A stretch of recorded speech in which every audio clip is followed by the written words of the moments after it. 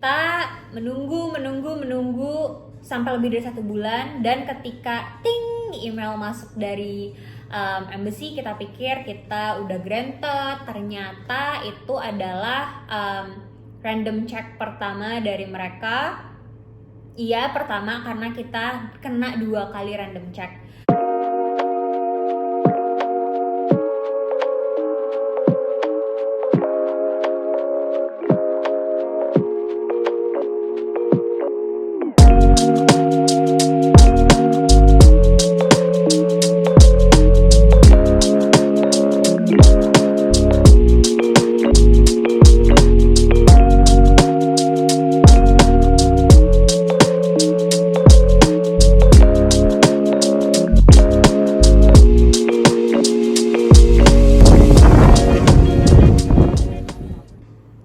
Hai guys, balik lagi sama aku Olive dan ini suami aku Billy.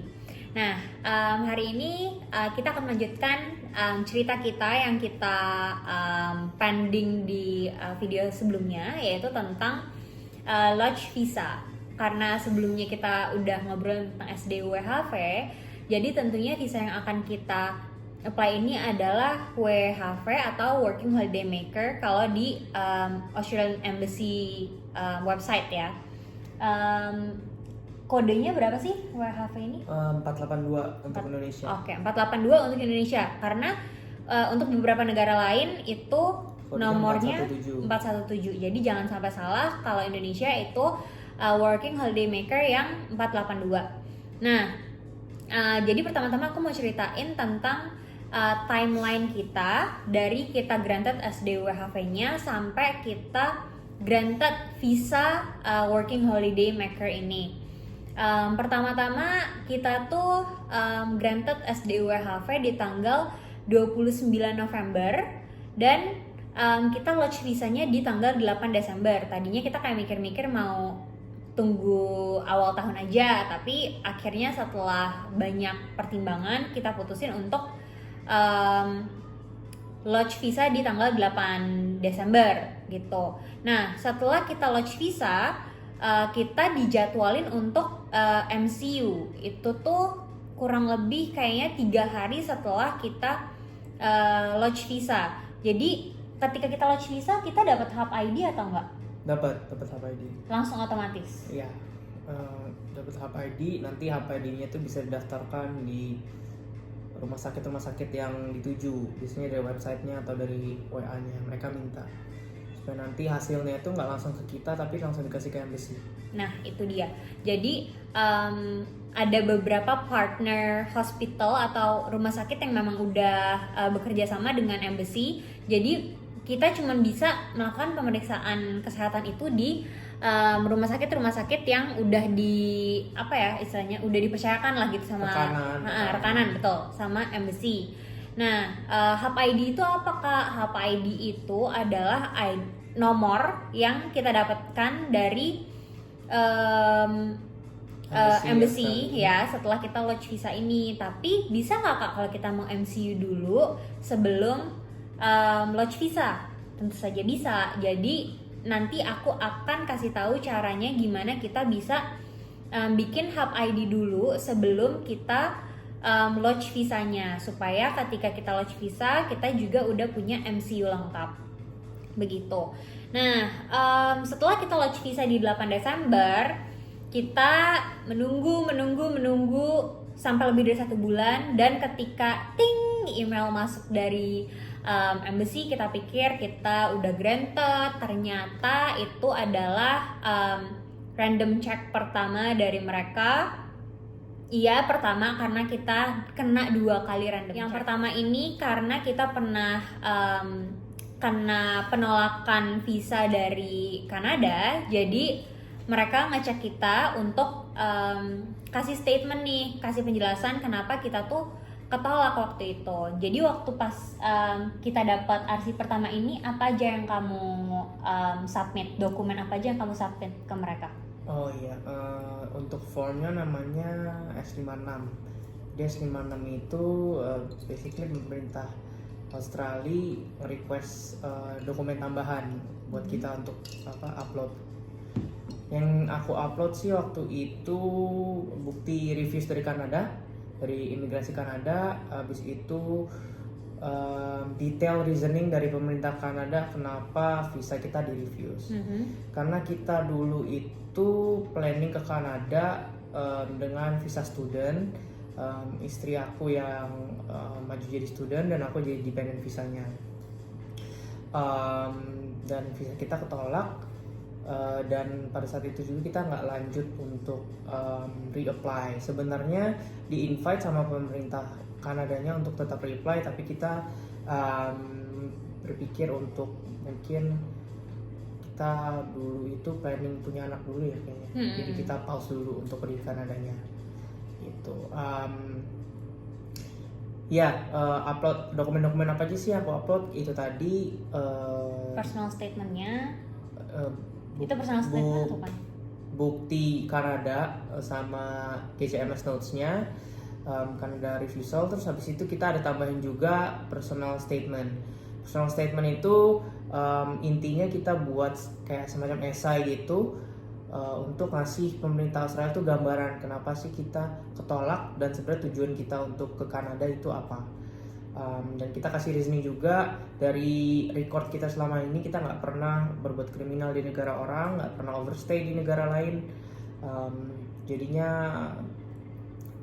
kita masih bersih gitu, bukan bersih seharusnya nggak disuspek untuk overstay. Karena aku dulu juga pernah kuliah di Aussie, lulusan S1 di sana, dan waktunya visa aku habis, ya aku nggak pernah melanggar dan aku pulang.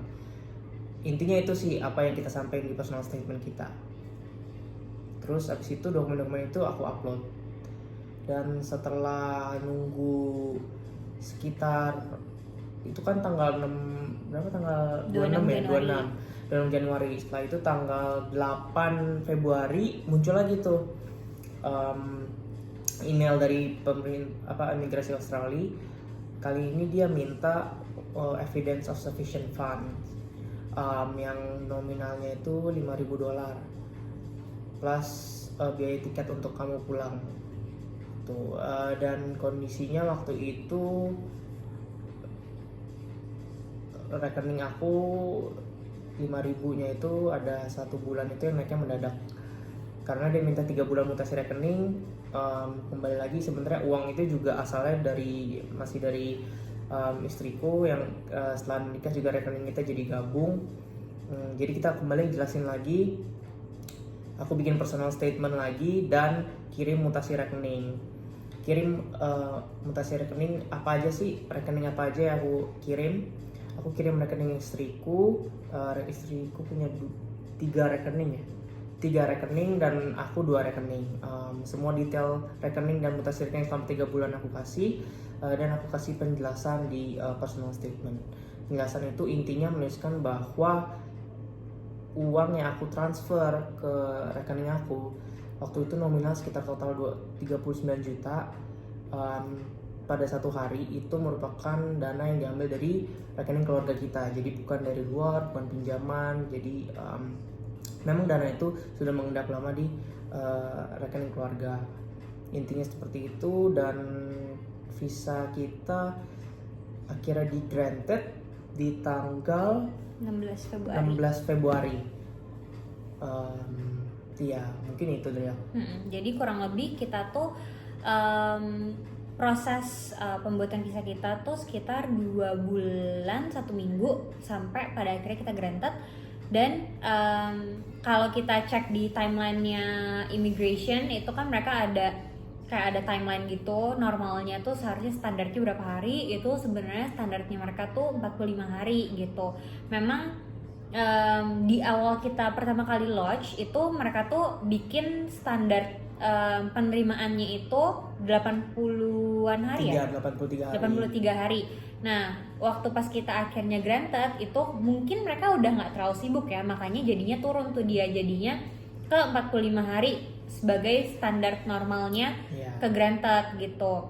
Mungkin 83 hari itu karena ada liburan tahun baru kali ya, jadi mereka kira-kira.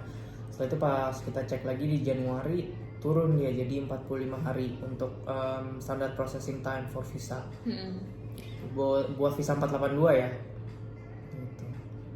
Intinya sih kita harus jujur aja sih ke pemerintah Australia sama record kita, khususnya di record keimigrasian ya, record kita pernah pergi kemana atau ada ketolak di negara mana, karena kembali lagi pemerintah Australia itu pasti maunya kita jujur dan kasih alasan yang jujur juga.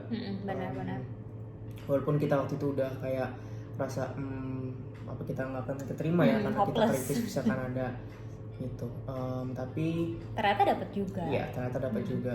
Karena bahkan ada yang kalau kita lihat di grup-grup gitu, ada yang dia tuh di refuse sebelumnya sama negara mana gitu deh, terus dia tuh nggak ngetik bagian visa refusal, jadi dia tuh nggak declare bahwa dia tuh pernah ditolak visanya, malah dia ketolak visanya sama Australia karena Australia merasa kok kamu nggak jujur gitu kalau kamu tuh pernah ketolak visanya. Iya, ini juga nih guys, soalnya mungkin pas lodge-nya itu dia nggak begitu ngerti sama kalimat yang ditujukan sama pemerintah Australia itu. Jadi pada saat kamu lodge visa ada salah satu seperti consent form gitu yang kamu harus jawab secara jujur, yes or no questions biasanya. Jadi ada pertanyaan yang menanyakan apakah kamu pernah di refuse visa, bukan di refuse, dia bilang being removed or refused to enter a country or excluded to enter to a country. Nah, mungkin di kata refuse atau being removed kita tahu ya, kalau remove itu kan deportasi. Kalau refuse itu biasanya pada saat di Imigrasi udah datang di negara tersebut, tiba-tiba tidak diperbolehkan untuk masuk ke negara tersebut, disuruh untuk balik ke negaranya, itu refuse. Tapi banyak yang orang bingung itu dan masih ambigu tuh excluded. Jadi excluded itu apa sih? Awal-awalnya aku juga bingung apakah excluded ini termasuk visa refusal. Aku juga tanya di forum-forum, ada yang bilang tidak dan ada yang bilang iya. Tapi begitu aku cari di YouTube lagi, waktu aku lupa, nanti aku kasih linknya. Ada salah satu immigration lawyer dari New Zealand. Dia bilang kalau excluded itu termasuk visa refusal, makanya kita tulis yes, kita pernah di refuse. Makanya pemerintah Australia pun mungkin tanpa kita kasih tahu pun dia akan tahu ya sebenarnya. Karena Australia itu masuk ke negara yang immigrationnya itu apa sih, dia kayak connect gitu, aku lupa sama deh. Kanada, Amerika, Australia, UK, kalau nggak salah. Kanada, Australia, UK, US, satu lagi tuh aku lupa deh. Pokoknya ada 5 negara yang dia tuh nge-link sistem imigrasinya gitu. Jadi kalau pada saat kamu bilang kamu nggak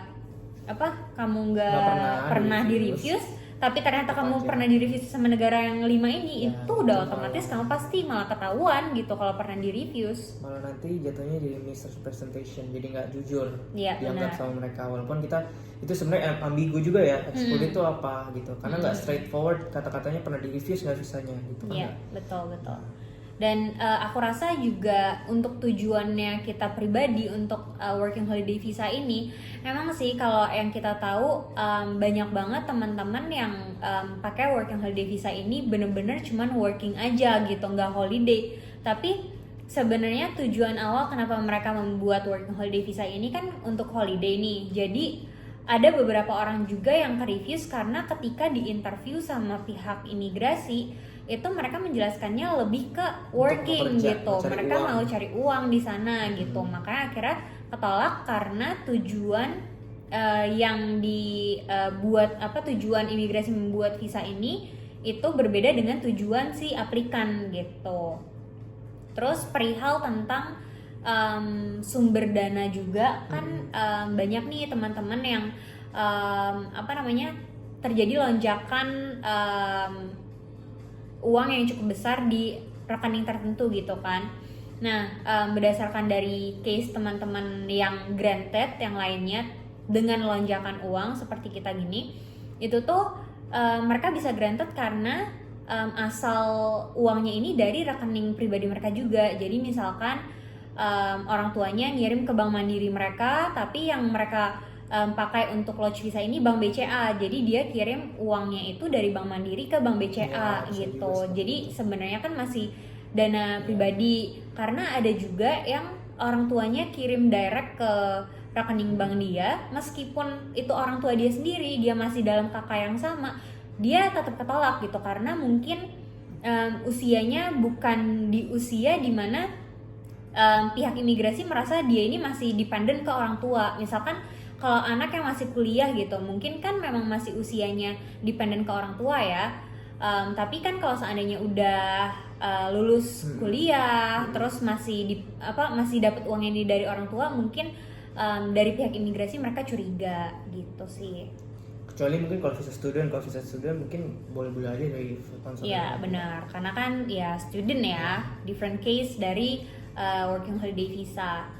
Nah, kayaknya itu aja yang bakalan kita share tentang timeline kita. Selebihnya kita akan share tentang gimana caranya kita launch visanya di website imigrasi, dan nanti detail-detail lebih lanjutnya akan aku share di infonya di description box. Buat teman-teman yang punya pertanyaan bisa tulisin di komen, dan untuk teman-teman yang merasa butuh bantuan untuk IELTS, aku bersedia buat bantuin teman-teman semua. Tapi kalau kita udah ngumpulin beberapa orang gitu ya, biar kita nggak terlalu sedikit orang yang memulai kelasnya. Meskipun aku juga sebenarnya bukan master di IELTS, IELTS aku cuma 7, tapi ya paling nggak lumayan buat ngebantu teman-teman yang mau improve IELTS-nya, terutama untuk apply ke working holiday visa ini. Gitu aja untuk hari ini. Thank you for watching, dan kita akan ketemu lagi di video berikutnya. So see you next time. Bye.